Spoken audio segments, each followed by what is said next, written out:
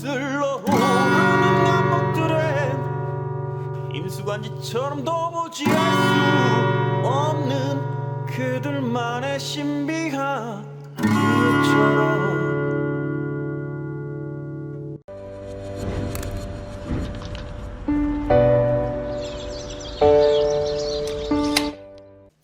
고전물상의 감목은 큰 나무, 소나무, 고목나무 등 단편적으로 설명했고 청간 감목보다는 인목에 가까운 뜻이라 할 수 있다. 이는 명리학이 특정 단체 또는 개인에게만 알려졌을 당시 보다 쉽고 빠른 전달을 위해 나무라는 물상을 만들어 놓은 것이다. 과학이 발달하고 우리 국민들이 지적으로 많이 성장한 데다 인터넷의 매체를 타고 급속도로 퍼지고 있는 이 시점에서 깊이를 알아야 할 때가 온 것이다. 감목의 의미는 세상의 모든 물질이나 생명이 생겨난 초기를 감목이라 부르고 아직 문명이나 문화와 거리가 먼 화를 보기 위한 첫 단추를 낀 상태라고 보면 된다. 감목이 있어야 을목이 생겨나듯이 시공간이라는 뜻을 가만히 들여다보면 감목 이전의 개수로 존재하고 감목 다음에 을목으로 발전하는 이치를 깨닫고 명리하게 접근해야 된다. 감목만 떡하니 하나 있다고 해서 감목 성정의 기운만 있다고 보면 안 된다. 시공간은 항상 흘러가고 있고 지금 봄이 오고 내년에도 다시 봄이 오는데 중요한 점은 올해 봄과 내년 봄이 다르다는 것이다. 10년이면 강산이 변한다. 갑을 병정 무기 경신 임계가 지나고 다시 갑목을 보면 그 자리에 있던 갑돌이가 10년 뒤에는 더 성장한 갑돌이가 될 수도 있고 그때 갑돌이가 없어지고 다른 갑돌이가 있을 수도 있다. 그럼 그때 그 시절 갑돌이는 추억만 남는 갑돌이가 된다. 갑돌아! 만약 본인 원국에 갑목이나 인목이 있고 대운이 임묘진 사오미로 흐른다면 원국에 있는 갑돌이는 처음엔 우두머리 기질이나 나서려고 하는 기운, 누구도 생각 못한 당돌한 아이디어가 막 떠오르고 실천하는 기운이 나타나는데 뒤로 갈수록 그런 기운이 떨어져 갑목의 역할이 다소 뜨뜻미지근해질 것이다. 대운이 약하다면 세운에서 좀 받쳐줘야 기운이 다시 살아날 것이다. 그 갑목이 본인이든 육친적으로 남명의 재성인 부인이든 여명에서 관성인 남편이든 해당되는 기운이 약해지는데 예를 들면 모든 자녀들은 전부 아버지와 어머니와 같이 있을 때 힘이 다르게 나타난다. 아버지와 같이 있을 때 힘을 가지는 경우도 있고 어머니와 같이 있을 때 힘이 나는 자식도 있다. 부부가 모두 갑목일간이라고 가정한다면 남명은 자식이 관성이고 여명은 식상이 자식인데 남명의 대운이 신유수를 지나고 있으면 자식은 갑목의 금에 해당하니 아버지와 있을 땐 힘이 날 것이고 반대로 여명인 어머니가 식상이 화고 대운이 신유술로 지나고 있다면 자식이 반대로 어머니와 같이 있을 땐 본인의 뜻을 크게 펼치지 못할 것이다. 물론 사주 원국 지지 상황, 갑목이나 인목을 도와주는 글자가 있는지에 따라 달라진다. 남자든 여자든 청년기 시절 양적으로 사용한다면 사회생활이나 활동이 외향적으로 보일 것이고 나이가 들수록 음적으로 여성스러워진다. 반대로 젊었을 땐 내성적인 성격이었는데 세월이 흘러 양적으로 활발해지는 이유가 극히 자연스러운 삶의 변화이니 사람이 변하고 싶어서 변한 것이 아니라 자연의 순리라고 보면 된다. 그래서 본인이 갑목일간이라고 해서 평생 갑목의 성정이 계속 나온다기보다는 해당되는 운이 갑목을 도와주면 더욱 그런 성향이 발산되고 신유술 운을 지나고 있다면 갑목의 기운이 약해지는 것이다. 12운성으로 보면 해월의 갑목이라는 성정이 꿈틀거리다가 임묘진 월에 확 펼치고 미월의 갑목의 기운은 묘로 들어가 기운이 거의 나타나지 않고 신유술 구간에 휴지기를 가진 후 다시 해월부터 살아나기 시작한다는 것이 12운성표로 참고하시면서 대입해보면 된다. 지금까지 갑목 기운을 알아봤고 갑목 일간의 각 천간 글자가 어떤 영향을 미치는지 알아보자. 먼저 갑목 다큐멘터리이다. 연어 갑목은 해월의 아래서 나와 중계곡의 자월 추골의 성장기를 거칩니다. 병화에 따뜻한 온기가 있어야 성장에 문제가 안 되지만 정화에 수렴된 열기로는 그냥 연어 초밥의 일생을 살아야 됩니다. 만약 천간에 무토가 있어 넓은 강으로 방향성을 가질 경우 넓지만 스스로 먹이를 찾아야 하는 자수성가형 연어가 될 것이고 천간에 기토가 있을 경우 먹을거리가 많은 계곡이지만 활동 무대가 좁아 먹이 은신처 활동이라는 쳇바퀴 속에서 살아갈 수 있습니다. 천간 경금이 있을 경우 연어 초밥의 일생을 살아야 본인 가치가 있으니 도끼로 막 패이면서 본인 가치를 높여주고 경금과 천간 정화가 같이 있을 경우 아주 예리하고 날카로운 사시미로 본인을 다듬으니 본인은 5성 호텔급 연어 초밥의 일생을 살아간다는 예고를 하고 있습니다. 부러운 연어 초밥 인생이네요.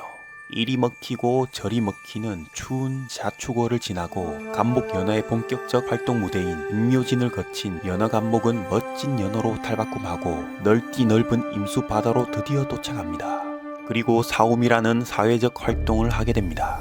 광어, 우럭, 며느리 컴온 가을 연어 뼈까지 먹는다 쇠꼬시. 나는 행복합니다. 나는 행복합니다. 도시어부 팔자돔, 고래 싸움에 터지는 새우 등 이렇게 험난한 정간 임수 활동에는 꼭 본인을 보호해줄 섬이나 산호가 필요하겠네요. 이게 바로 무토입니다. 무토가 없으면 그냥 이리저리 휩쓸려 다닙니다. 험난하겠네요. 기토가 있으면 작은 산호초라 또한 휩쓸려 떠내려갑니다. 없는 것보단 낫지만 그래도 임수에는 무토가 최고입니다.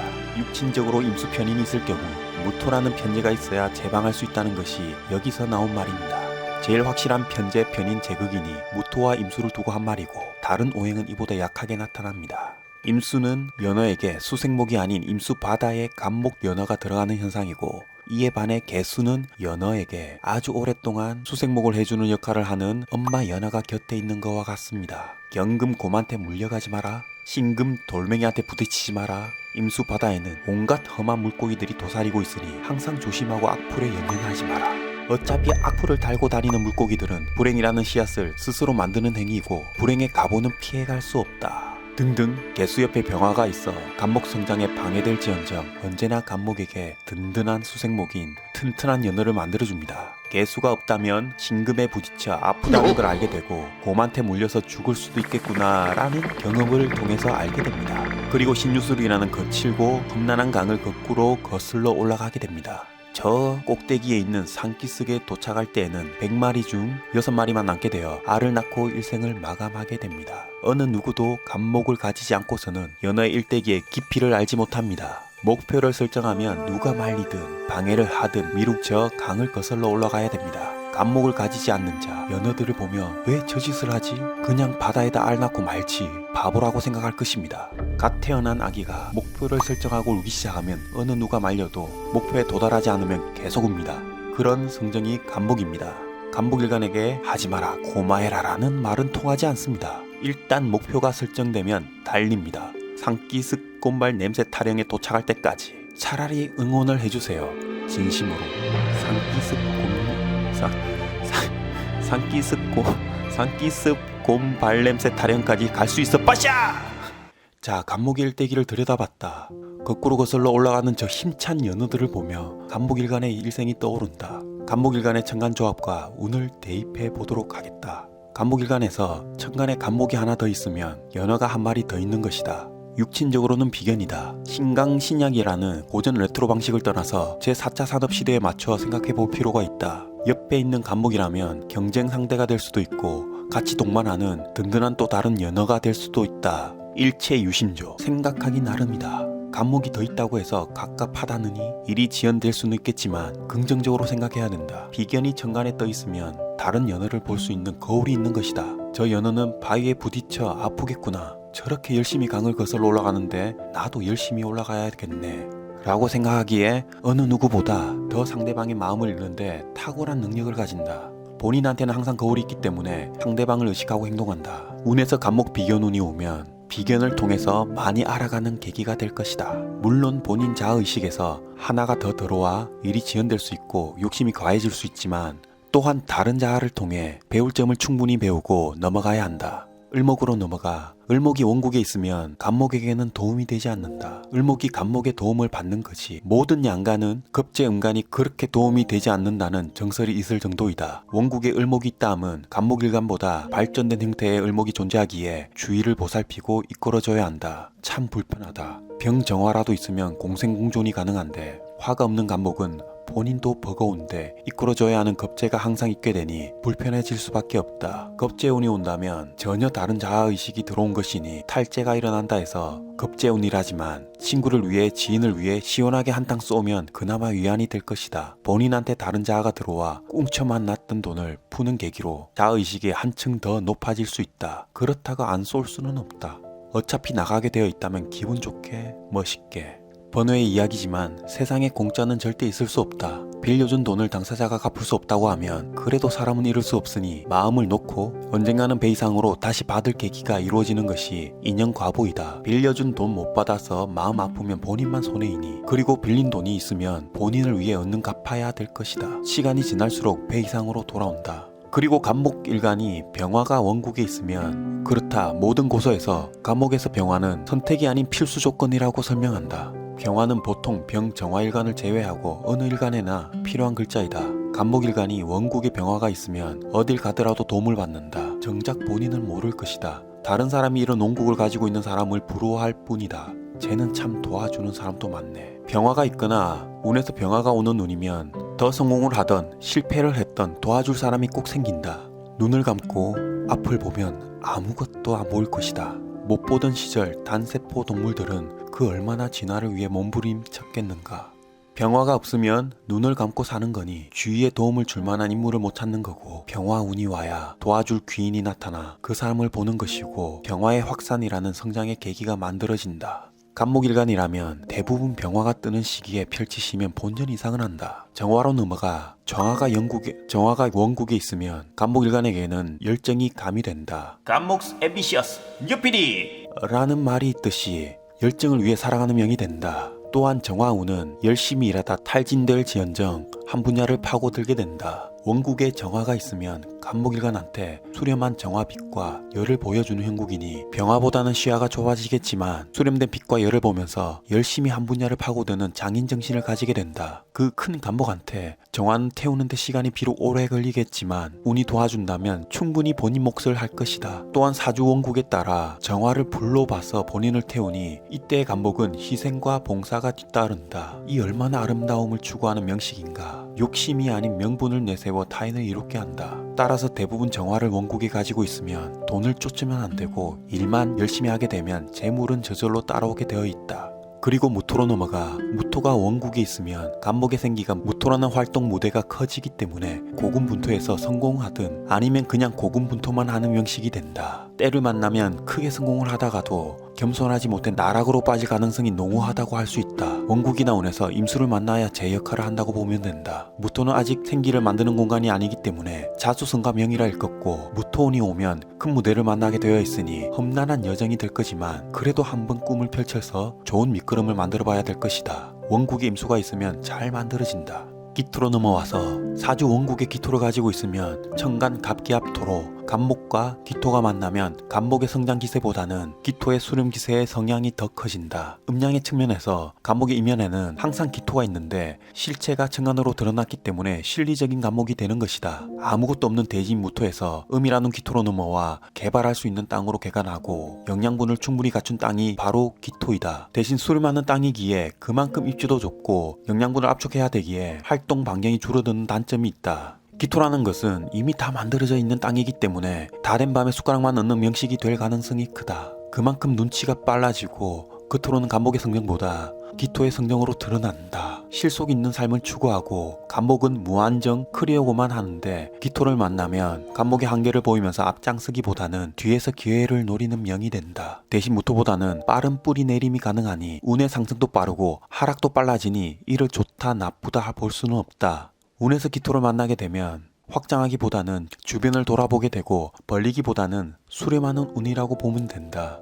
내 자리를 확고히 하는 것이다. 필요 없으면 쳐내는 단계이고 꼭 필요한 것이 있으면 다음 단계를 위해 준비하는 시기를 맞게 된다. 그리고 경금으로 넘어가 원국에 경금이 있으면 감목이 보통 감목이 사목된다라고 말하는데 일리 있는 표현이다. 감목의 생기를 경금으로 차단시키는 거니 생기를 마감하고 타인을 위해 살아가는 명식이 된다. 보통 육신적으로 재성을 재물이라고 하는데 물론 단편적으로 볼 때 재물이 되나 그보다 돈 버는 수단이나 나의 영역이라는 의미에 가깝고, 재물이라 하면 모든 일간의 경, 신금, 지지로 신유술이라는 글자가 재물이 되는데 감목이 금을 원국에 두었다 함은 관에 묶여 생활해야 재물이 쌓인다는 것을 암시한다. 천간, 경, 신금이 있고 연, 월에 떠 있다면 일단 누구나 들으면 알만한 관직에서 일하는 명식이 되고, 시간에 떠 있으면 나만의 관직을 만들면서 살아가는 명식이 된다. 감목이 자라지 못하고 땔감으로 쓰이니 성격 또한 타인을 위해서 살아가는 마음이 생길 것이고, 경금이라는 평관이 항상 곁에 있게 되니 긴장을 놓지 않고 살아가게 되어 있다. 마치 연어가 상어라는 영역 아래서 사는 것처럼. 나중에 자세히 언급하겠지만 평관이라는 육진 자체가 천간에 떠 있으면 먹이 사슬에서 본인은 하위에 있으니 잡아먹히지 않기 위해 무의식 중 항상 본인을 철저하게 관리하게 되어 있다. 천간 평관을 두었다 함은 전생에 방탕한 생활을 한 것일까? 아니면 철저하게 본인을 가두었을까? 평관이 없으면 이 모든 성향이 이해가 되지 않을 것이다. 그래서 평관을 가지고 있으신 분께 이런 네 마음 다 안다라는 따뜻한 한마디가 마음의 치유가 된다.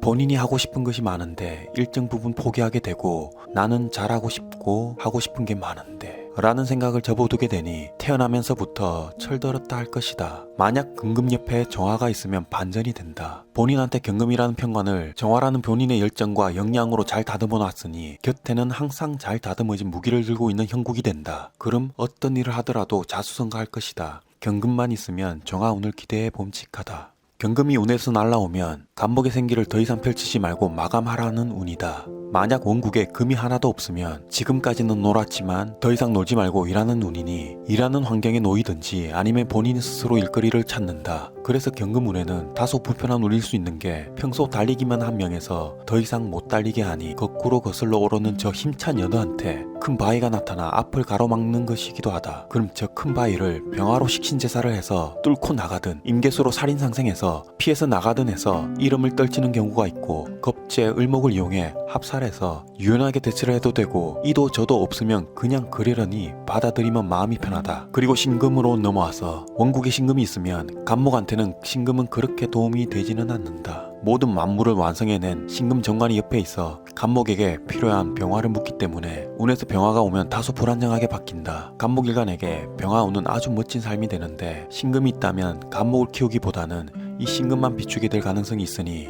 다소 성장이 느리게 나타난다고 보면 된다. 물론 안정적인 관으로 쓸 수 있고 지지 상황에 따라 차이가 난다.